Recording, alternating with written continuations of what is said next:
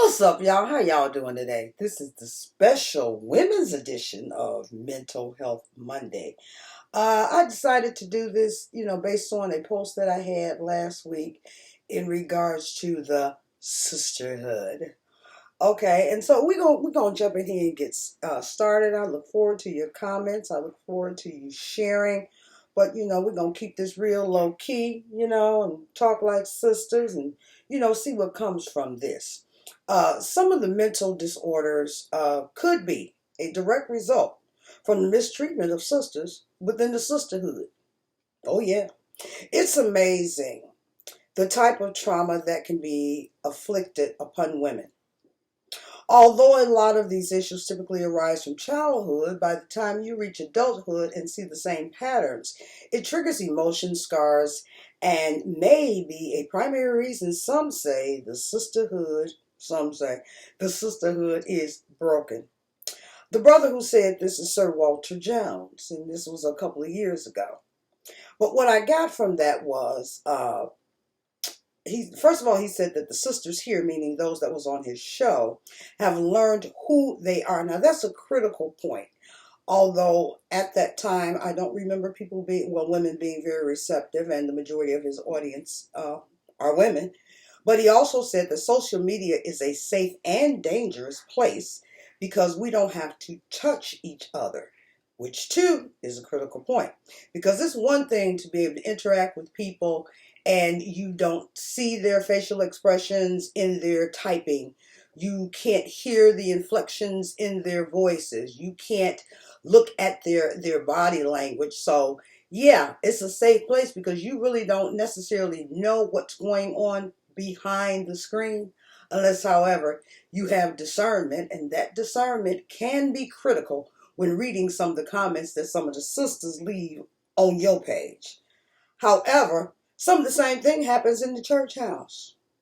Conversation might be slightly different, but sarcasm is sarcasm. I don't care where it is. It's easy to say you get along until you're in a different box.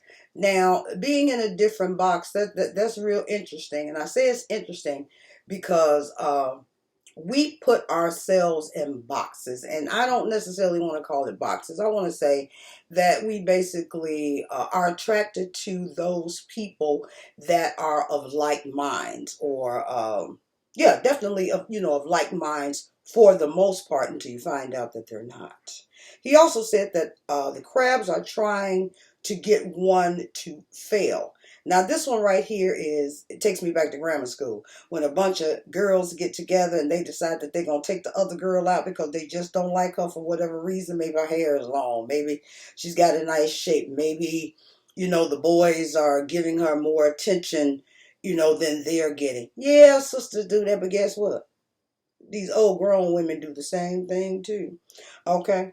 When he said the sisterhood is broken, what I picked up on that I think some of us may have missed at the time, he wasn't just talking about the sisters that were on his page. He was actually talking about the whole, meaning all sisters, is broken. And I found out today in print that that's definitely the truth. And I'll get back to that later on in the program, so to speak. The other thing he says is that some of y'all are just lying about being good. Y'all ain't good. And I agree with that too. Because some people come off like they're the sweetest thing since sliced bread. But baby, let me tell you, if you're not paying attention to that sister is low down. That sister is cunning.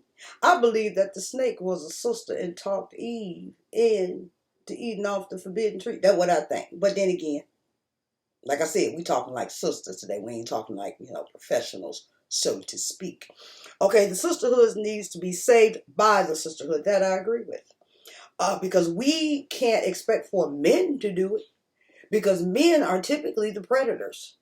However, there are some women nowadays. Nowadays, women are predators. So we got to be careful on every side. That's why we got to watch and pray. 1 hour. Watch and pray. Okay. There's a myth. There's a shortage of men. No, it's not a shortage of men. It's a shortage of the men that you like. But now they're out here. They just may not be the ones that are appealing to you. And I'm not going to go into the whole thing about cleaning them up and dusting them off and all of that, because that can be more than a notion. And then some of them you can clean up, dust off, and after you get them cleaned and dusted off, they're going to still go head on with Susie Q down the street. So we're not going to go down that road. Next thing is, a lot of problems that women have are self-inflicted. Unfortunately, I have to agree with that too. Here's why I say that. God can tell us not to be bothered with certain people, not to go certain places, not to do certain things. But because of our flesh, we decide that we want to do it anyway. But not only will we do it one time, we do 2, 3, 4, until we can't take it no more. Okay, fine, but we're going to keep moving on this subject. See ya.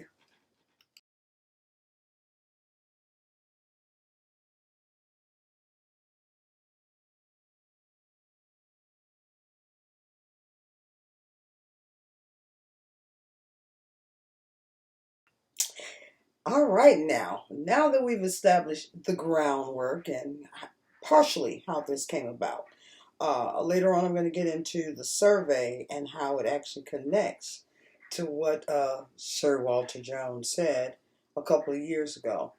But this is also a connection to the mental, which leads into the physical, which can also manifest into the spiritual as well. Okay? As you previously read, 1 in 4 women will require treatment for depression at some point in their lives. Women are twice as likely to experience anxiety as men.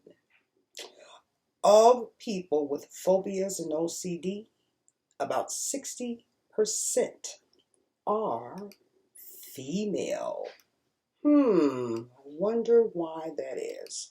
So let's figure out what these terms actually mean. Depressive disorder causes changes in day-to-day functions for more than 2 weeks. Not just, you're feeling bad, for, a couple of days because of what maybe may have kicked off. But, more than 2 weeks, because now it's becoming a trend, and that's something that you don't want to have happen, which can affect changes in sleeping, appetite, activity, lack of concentration, interest in activities, or agitation. I see a lot of that on Facebook too. Loss of energy, hopelessness, guilty thoughts, physical aches, pains, and suicidal thoughts. Anxiety disorders include general anxiety disorder, or GAD, social anxiety disorder, panic disorder, and phobias. These are persistent, excessive fear or worry in situations that are not really threatening. Obsessive compulsive disorder, OCD, is a chronic and long-lasting disorder in which a person has uncontrollable, reoccurring thoughts or obsessions and or behaviors or compulsions that he or she feels the urge to repeat over and over. That's OCD, and there are a number of women who actually experience OCD, probably some that you know because it's extremely common, as well as depression, which is far more serious. So we're going to keep moving.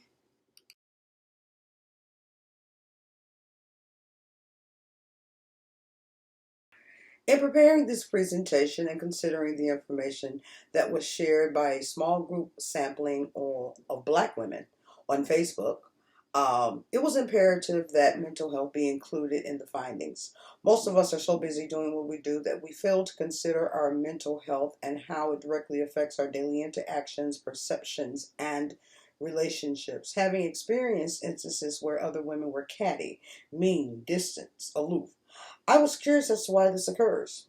Then, seeing several posts on Facebook and other social media platforms suggesting that women don't support or should support one another, I had to dig a little deeper in order to gain an understanding.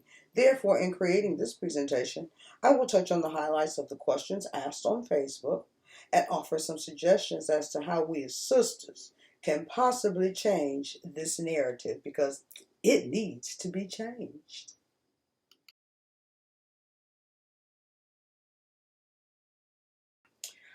Okay, let me review the question that was posed, or let me just review the post that was posed on Facebook. I said, okay, ladies, let's talk about this. On many occasions, I see posts and comments relating to women not supporting or liking other women, yada, yada, yada. I appreciate solutions rather than continuously going around in circles, getting no place. If the person you have in mind is the issue, speaking of the post that you may have put up, if you're talking about a particular person, I would suggest you talk to that woman in particular. I heard a man once say, which I've already named, uh, state that the sisterhood is broken. So my questions are, why do you think this occurs? What is your idea of sisterhood? And what do you mean by support? Okay, based on the survey, out of the 24 women that were invited to participate, 17 responded, which was really good. That was 68%. We're going to focus on question one. The top response was it occurs because of envy and jealousy. Number two was a tie between insecurity and competition. And number three, a lack or low self-esteem. Now, the interesting part surrounding these responses could or may potentially point to a mental disorder, specifically social anxiety disorder or depressive disorder. However, here's the critical part. If we don't have a conversation with these women, we'll never know.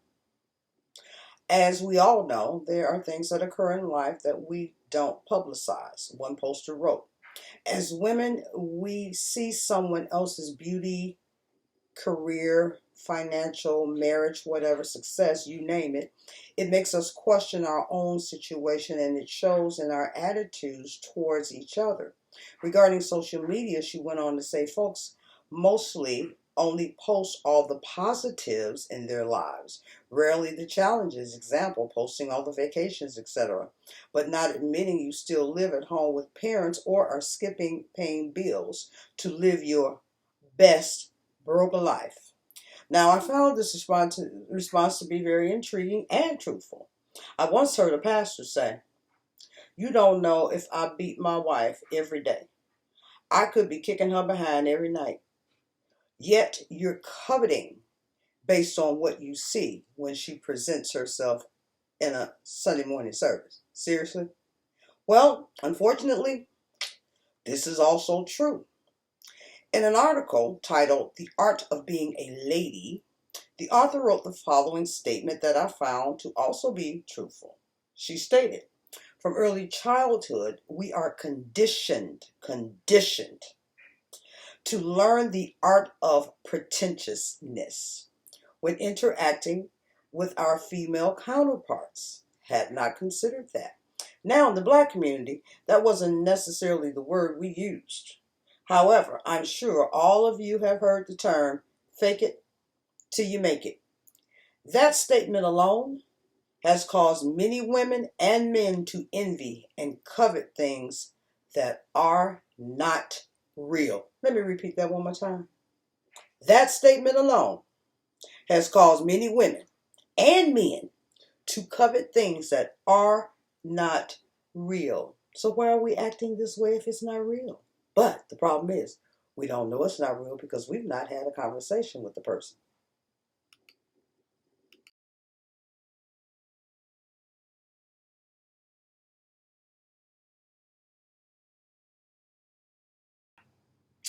All right, ladies, we sitting at the kitchen table, getting ready to flip the script on you. So my question is it the other person's fault that you bought into their deception, or is that on you? Have you considered how pretentiousness, or faking it till you make it, has adversely affected another sister? Now, if you're a believer, which I know most of you are, is that really Christ-like? Oh yeah, I'm most definitely going down the spirituality road. Otherwise, I'll be denying who I am and whose I am. Yes, there are women in the world. There are women in the church, on your job, in your social circles. Oh, trust me, they're in your social circles. And in some cases, even in your family that are envious, coveting, insecure, low self-esteem, all because somebody that they look to or always see has misrepresented themselves. And so that's a problem. Just be who you truly are. Because if you're not going to be who you truly are, that sounds like the devil to me. Because he is the great pretender. And while we're on the subject of pretentiousness, I've seen the same type of behaviors on social media. Personally speaking, it's quite comical because some don't think it's noticeable. They're either intentionally being deceptive in an effort to draw attention. They're living out some kind of fantasy, but in either case, ladies, there's always somebody who can see through your stuff. You understand what I'm saying? Understand what I'm saying? Straight through your stuff. Why you say that? Because, and I'm glad you asked that question. Women are the most cunning creatures that God made. I promise you. I believe that snake was a woman that deceived Eve. That was a sister that deceived Eve into doing what she. But anyway, although we don't always, and we shouldn't always act out and say what we think, what we feel, at the time, because that's just not how we should present ourselves as children of God.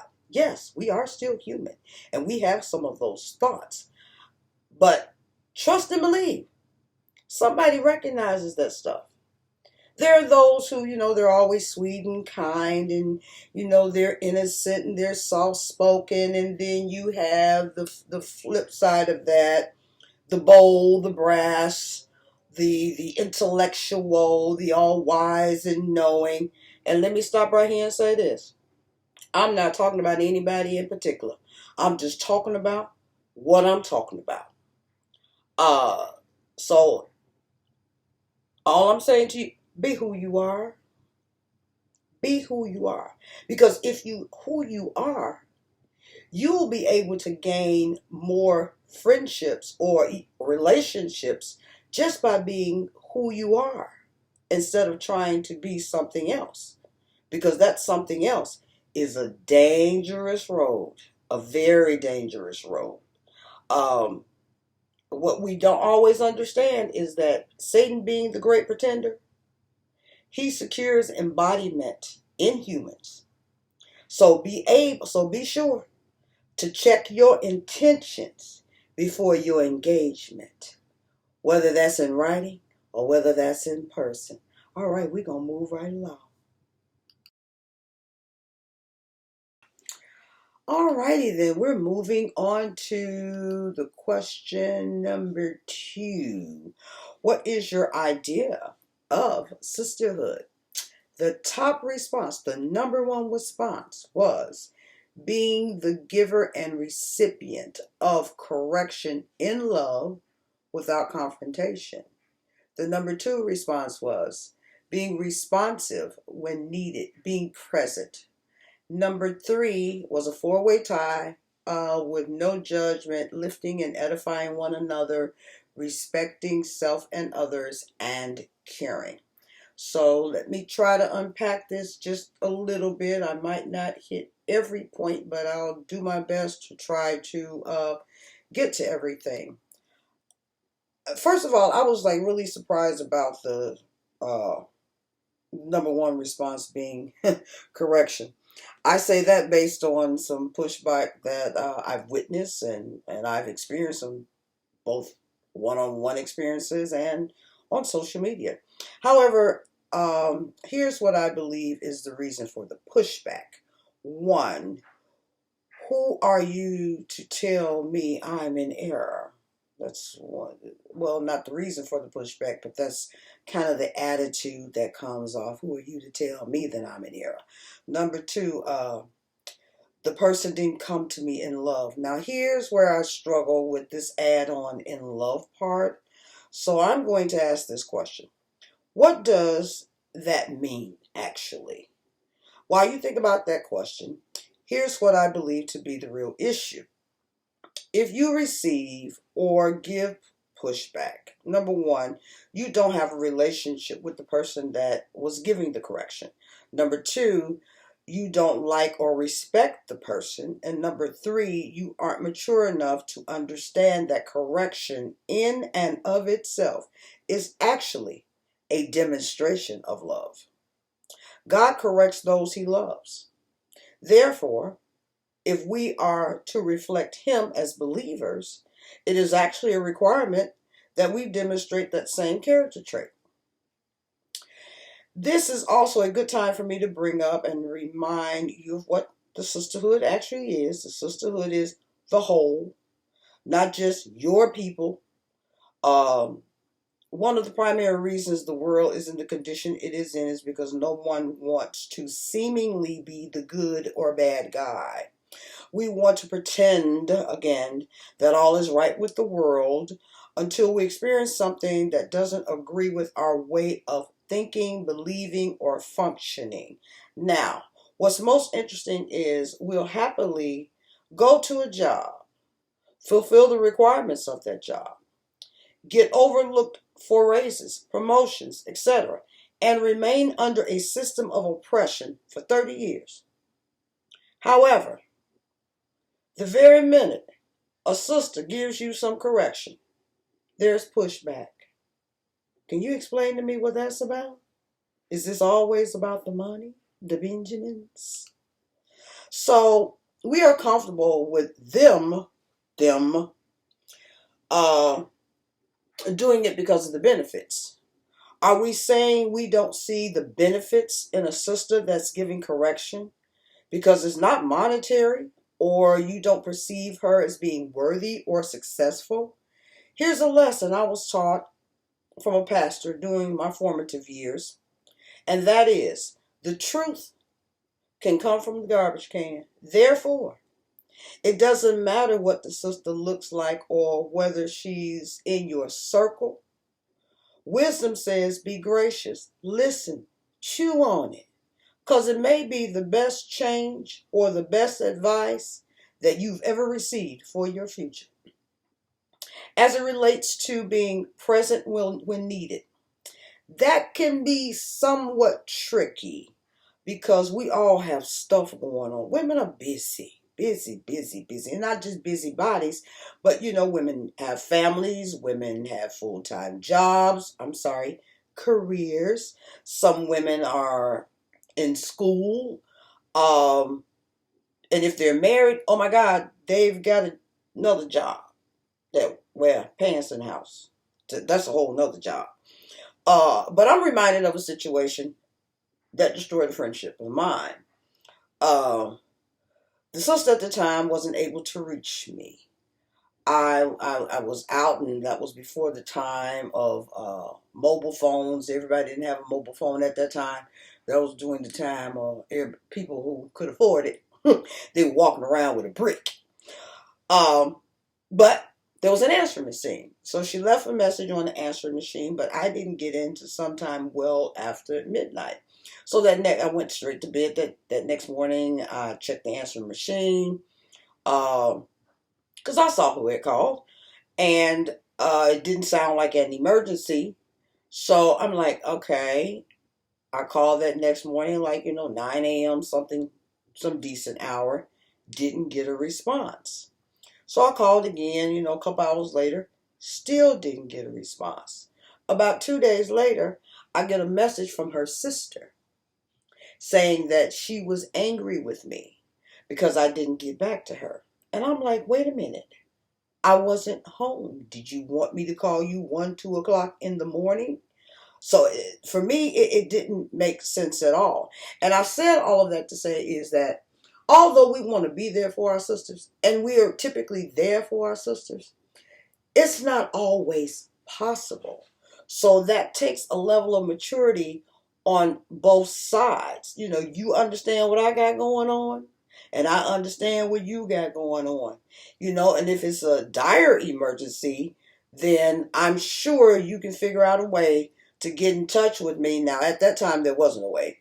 But in this day and age, there's a way. Because you know somebody who knows somebody who knows somebody. I'm sure you know some relatives. You need to get in touch with them. Blah, blah, blah, blah, blah. This thing kicked off. But rather than being immature and it saying that I'm not there for you, take that extra step. Because as a sister and as a friend, me personally, as a sister and as a friend, oh, I'm there. If I'm there, I'm there. But if I'm out of the loop, or if I'm in a situation where I cannot respond, take some ownership, take some, responsibility, have some understanding that, oh, possibly she actually might have something going on, even though she didn't tell me, because that wasn't none of your business. Okay? All right. But anyway, we're going to move on. Now, as far as the no judgment, oh my God. From a personal perspective, this is one of those words that have been overused.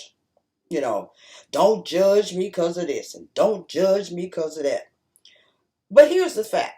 We all have prejudices and preferences. It is my belief that we not hinder others in whatever it is they favor unless it is dangerous to them. Judgment is a normal part of our spiritual DNA. Out of it comes discernment. When we don't exercise our discernment or intuition, we are in some cases setting ourselves up for disappointment or worse. Now, an example of misappropriated judgment would be seeing a sister uncontrollably crying at church and making the judgment that she's crying because her man left her, because that's the gossip. But that's not the reality. In reality, she could be crying because she was just diagnosed with cancer. But you don't know that because you didn't use your discernment. Finally, judgment is directly connected to correction. Therefore, as a mature woman, understand that I don't have to like what you do. If I think it's going to harm you, I have a duty as your sister's keeper. As your sister's keeper. That's if you understand the true nature of sisterhood. I should warn you. I should correct you. Because I'm trying to save you. Because I want you to make it. In an article that I read on the topic of politics and why women didn't support women, the author stated that women still judge other women against the standards initiated by men. I had never considered this until reading the article. And the more I thought about it, the more it made sense. Now, if you think about it for a minute, men have structured the world to where we as women have fought to become their equal. However, in doing so, it is still them that wield the power of controlling what we think of ourselves and other women. From slavery to today, if the man chooses a flat-chested, light-skinned woman, I just made that up, all the women in America will be trying to get a breast reduction and bleaching cream. If he chooses a woman with a big butt, as you have seen, we ain't gonna call no names, we've seen it in America, all the women run to get it pumped up. The problem is, some of us subconsciously do and say, we subconsciously do and say and try to be someone that we're not. We're back to pretentiousness again for the purpose of pleasing a man. I have seen it happen on numerous occasions where a man will say, I like sunshine and rain, baby. I like sunshine and rain. The next thing you know, a woman will start making references to sunshine and rain, baby, sunshine and rain.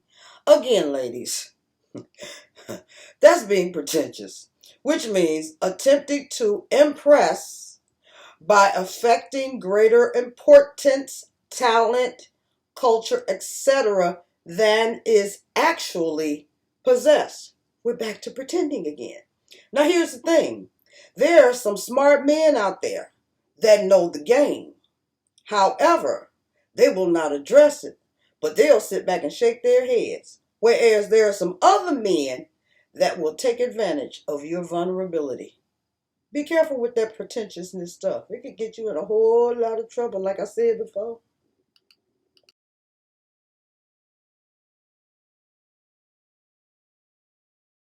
Okay, we're at question number 3. What do you mean by support?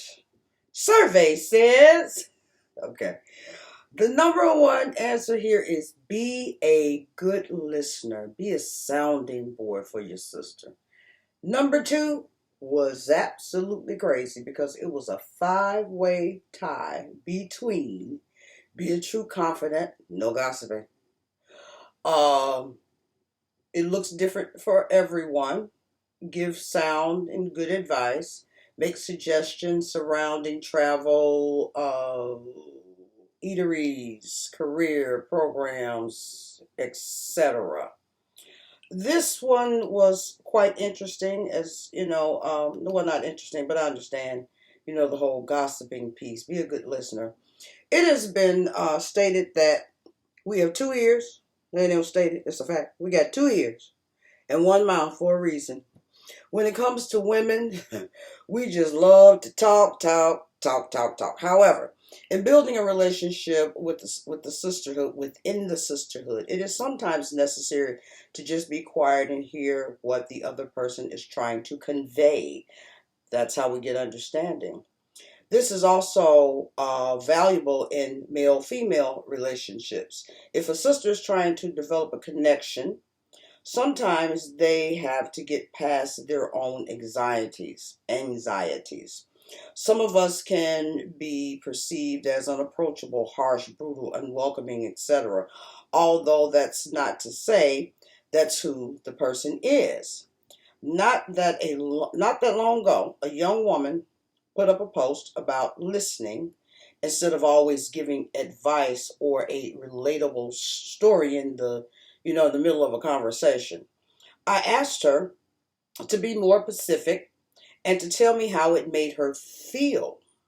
And so she stated, sometimes a person feels like you're not really listening. I've definitely become a lot more aware of it because I have done it myself, accountability, and I appreciate when someone gives their point of reference when solicited.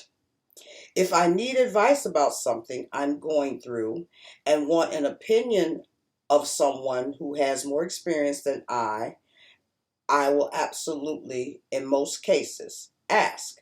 People want solutions for their situation, not a story about someone else's experience. And you can usually tell when someone references themselves out of arrogance or because they're just trying to be helpful. I was like, oh my goodness, yes, I've actually done that myself. And so in our interactions with one another, it really is important that we become excellent listeners more than we are talkers. Although we love to talk and we love to compare stories. For men, it's usually war stories, and for us, it's war stories too, or it's trauma stories about situations and kind of how we handled them, and in hopes that the advice that we give will help that person through. But this young woman is basically saying, listen to me first because my situation may not be exactly like yours. Okay, first of all, I was very appreciative for her responding. Secondly, we as older women are to connect with younger women. It is imperative that we reach out to them, develop trust, listen, listen, listen. And most importantly, as important or just as important is be authentic, be who you are. Don't come off sounding like the guru, don't come off sounding like you're her parent. But sometimes there are situations where young women would love to have a older friend that's wiser, just so they can be the sounding board. And if they ask for the advice, give them the advice. If they don't ask for the advice, then let it go. Especially if you think it's going to come off sounding like you're being arrogant in the situation. I have learned that some of them are willing to express their true feelings and give insight on some things that we may take for granted. This applies to some of those women you may not know. Most people appreciate that one-on-one exchange. There's nothing like it. Everyone is not comfortable in a group setting, especially on social media. It can become intimidating, cause feelings of inadequacy, and all kind of misconceptions depending on the experiences of that person, and also depending on what they may have perceived or discerned from the dialogue that's currently going on within the comment thread. And I've even noticed that sometimes, we it's like we get in our own little group, and I can see an outsider may feel a little intimidated if they make a comment, although sometimes I will, and yeah, I'm giving a relatable story. Sometimes I will actually call the person out. Yeah, I saw you hit the like, but what you got to say about this? And so people that I know that they will respond, because, they were peeking in, because, that's what we do. Let's not pretend. They were peeking in, but it's like, no, I don't know if I say anything about that one. Because we have become a people that are concerned, so concerned, overly concerned about what other people think that we think. Why? I can learn something from you. Say what you gonna say. I ain't gotta like it, but that has nothing to do with you as a person. It's just that I don't have to agree in order for us to still be friends, to be comrades, not necessarily confidants. And so I just found that to be, really enlightening. To be a true confidant is a big one. That one is huge. The best way to destroy a sisterhood is to tell someone else's business, and it gets back to them. Just about every woman I know has an excellent memory and is a top-notch investigator. Therefore, I suggest that you not violate a sister's trust and pray she doesn't come for you. Unfortunately, there are those among us that are very cunning in their behavior. They'll befriend you for the purpose of gathering information, just to take it back to the lioness den. Arr, take it back to the lioness den. If you suspect someone may be doing such a thing, there are a couple of ways to approach this. Remember, we're building the sisterhood, not getting revenge. The best way, in my experience, is to approach the situation is head on. Whether you know it's gossip or not, this way 9 times out of 10, they won't bring you anything. If someone comes back, or if something comes back, which it typically does, you'll know exactly who the carrier was. But let's stop the madness. You want to know something about somebody, ask them, period. And say that again. You want to know something about somebody, ask them, period. Okay. Last one. I agree that support looks different for everybody. I do agree with that.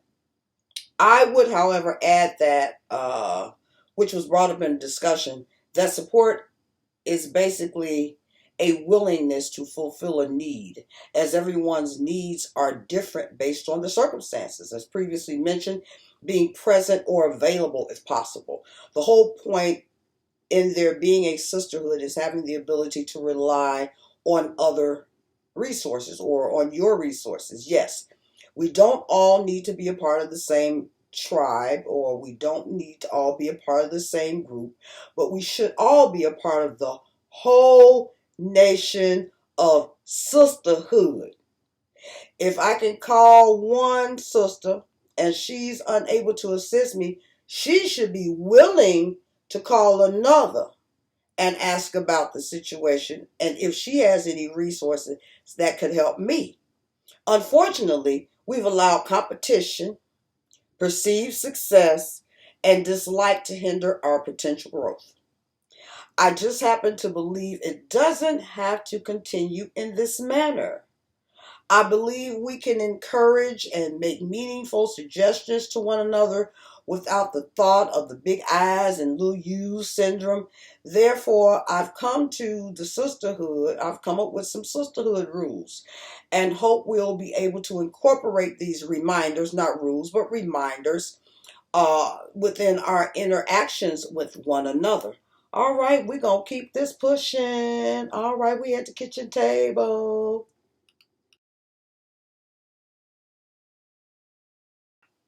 Okay, these next three slides I'm going to run through fairly quickly, but I've got to mention some research that I did on the subject of basically why women struggle in relationships with one another.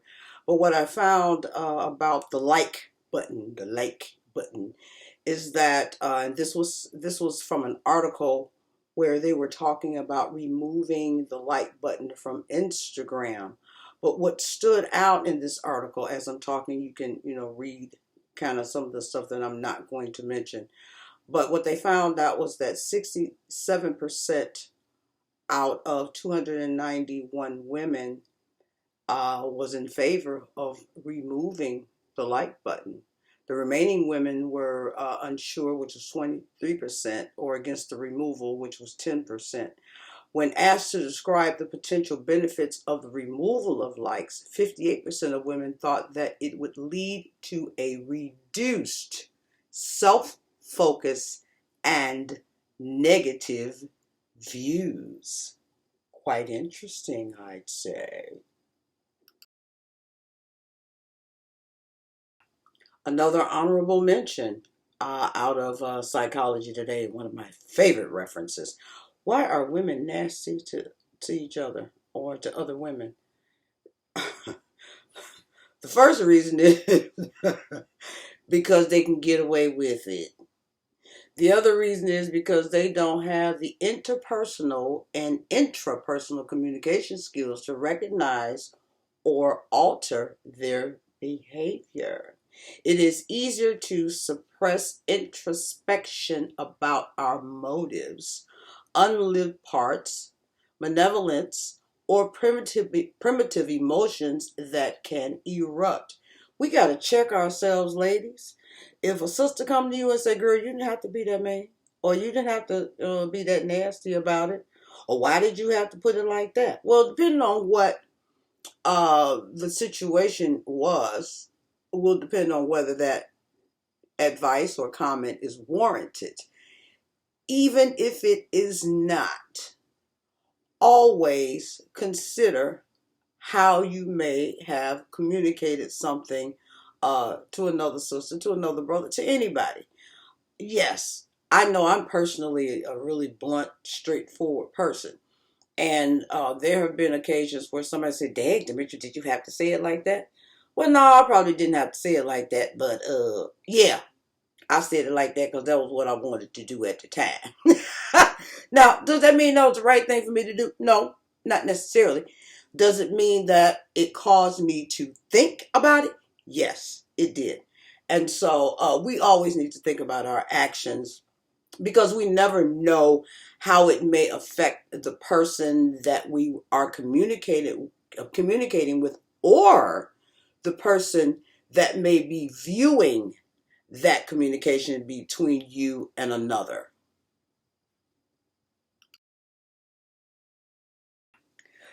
This one here, this honorable mention, or these two honorable mentions, one from Psychology Today again, and another one is from a TZR article. The first one being, why do women act catty? I'm just going to jump straight here where it says, that whisper to a friend about why his girlfriend's skirt riding so high. On occasions, on occasion, this occurs when we are afraid to expose our real competitive feelings. Back that up, it said on occasions. Um, Here are a few questions to ask ourselves. See, we're back to this introspection thing because it's always about, us learning from us learning from others. But in order for us to become better, it is imperative that we have introspection time. And so the questions are, who are we saying these things to? In what context do these feelings arise? That's a big one. Now, are we talking about the girlfriend skirt because is cute? Are we talking about it because we too overweight to wear the skirt that she has on? Are we saying it because it's in an appropriate setting? What's the reason for the comment? What's the reason for the feelings of the comment? It's more about the feelings of the comment. Most importantly, what are the underlying feelings driving the negative comment? Now, the comment is not necessarily negative. It could just be a fact. Girlfriend, doggone cotton picking. Well, you shouldn't have had on that little bitty skirt. You in the church. So what? Why you wear that? Why you wear that to church? But here's what's interesting. We said it to our girlfriend or whoever was sitting next to us. But did we go up to that person and say, excuse me, can I have a word with you? Um, that skirt is a little bit high, or something to the effect that um, it's really not appropriate to wear something in the house of God that's so revealing. Something to give them something to think about versus it coming off sounding like you just being a hater. I've done it. It's been effective. However, there are people who have their own styles of what they like, but then there are also people who come into the church that this is their first time being in the environment. And so we as women of wisdom, we're supposed to help them adjust in their behavior so that, they'll be able to be presentable servants of God. The other one was why I don't have girlfriends. Too caught up in having a crew. Now, what's the difference between girlfriends and a crew? Ha. Anyway, we have to be fully ourselves, and I talked about that earlier. Be you in order to attract and connect with girlfriends who are on our same wavelength. On our same wavelength.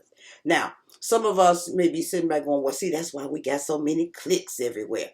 Well, it's not necessarily that it's a clique. It's that you're with your own kind. And you need to be with your own kind. Because when you go outside of your own kind, you can look at things and learn things from a different perspective. But that does not necessarily mean that that's for you. But it is a learning experience. And so in order for you to build yourself up, in order for you to become more mature in who you are, yes, you should experience some things from the outside and bring those things back to your crew, so to speak.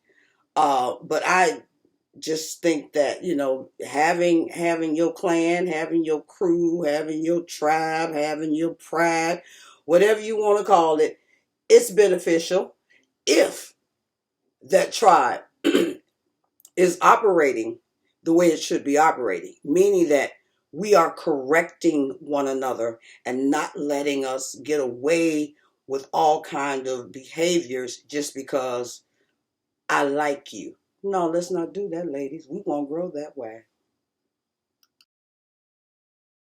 All right, ladies, the sisterhood reminders. This is something that, you might be able to print out and put on your refrigerator or somewhere. I don't know. Well, you keep stuff that you need to remember. But anyway, the first thing is, and the most important thing is, be authentic. Be who you are. I promise you. Some of us can see through the fake and fraudulent stuff, uh, sniff it out like a hound dog. Be intentional. Whatever it is that you do, in anything you do, be intentional about it. Thirdly, big one for me, get an understanding. Because the Bible said wisdom is the principal thing. Number 4, assume nothing. Just because that girlfriend like it or that girlfriend put up with it, that don't mean the other girlfriend will do so. Assume nothing. Number 5, listen, listen, listen. Then talk. Number 6, respect boundaries. Don't show up to my house unannounced. Because I promise you, you're going to see that other side that you think I got anyway, because that's your perception of me. Number 7, require transparency, honesty, and truthfulness. Don't lie to me, because when I found out you lied to me, I'm sorry, you have just broken the cardinal rule of the sisterhood. Be engaging. reach out to a sister, arrange some things, try to get something going on at least twice a year, once a year. I mean, whatever. But be engaging instead of just sitting back, not doing anything. Go take a visit, make plans. Number 9, at least have weekly phone calls or every other week in order to cultivate the relationship. Because where a lot of us mess up, not just in our sisterhood relationships, but also in our intimate relationships. We get busy with our stuff and, we don't reach out to one another. That causes things to go on that causes the mind to play some tricks on you. You don't quite know where you stand in a situation. Make it a habit to stay in contact. Number 10, value one another's gifts, talents, times, opinions, and finances. I can learn something from anybody. And so opinions are important. It's not just me valuing the fact that you can do something fantastic. You can sew well, or you can sing well, or you can play well, whatever the case may be.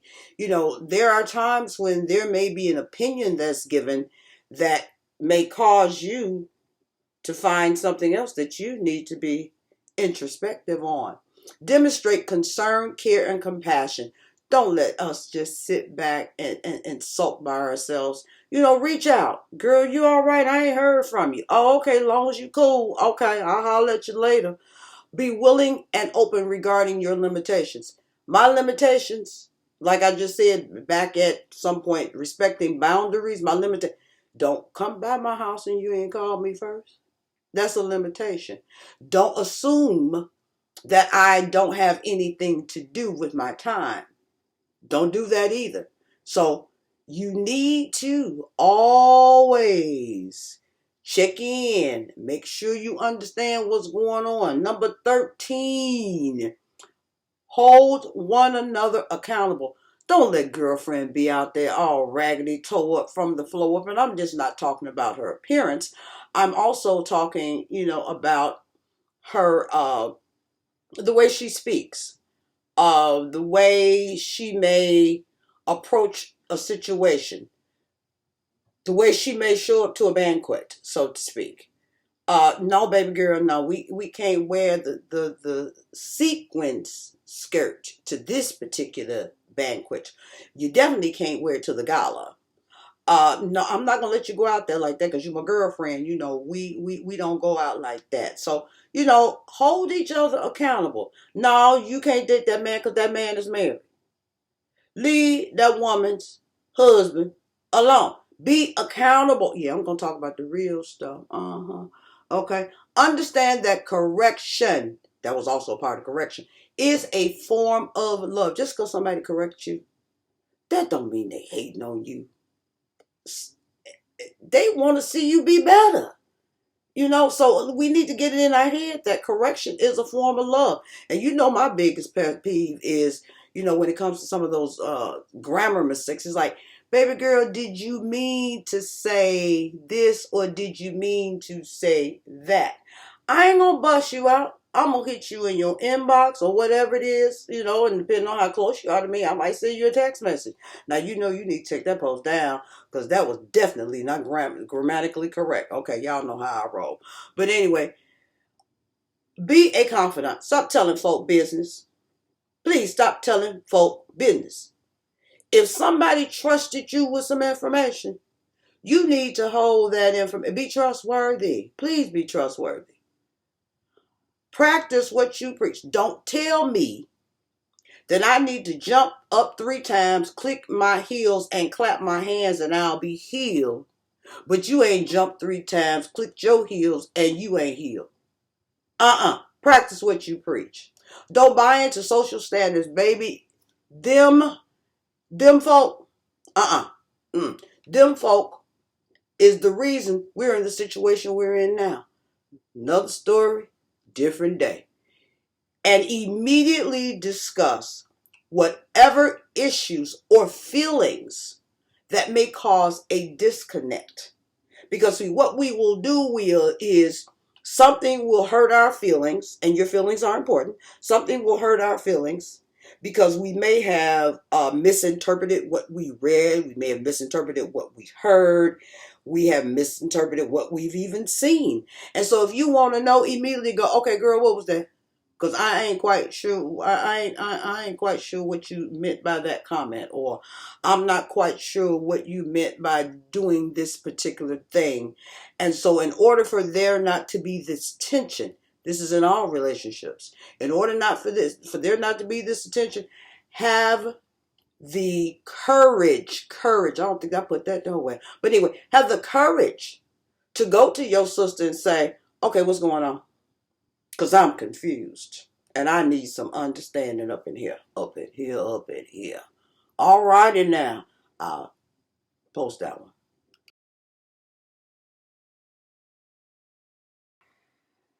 To all of the ladies, all of you who participated, thank you so much for your input. Thank you for your comments. They were exactly what was needed. It is my hope and it is my prayer that we'll be able to move forward and build more meaningful and productive sisterhood relationships. So happy Sisterhood Day from Mental Health Monday. Thank you. Mwah! Love you all. Have a happy holiday and be safe. See you next time. Holla!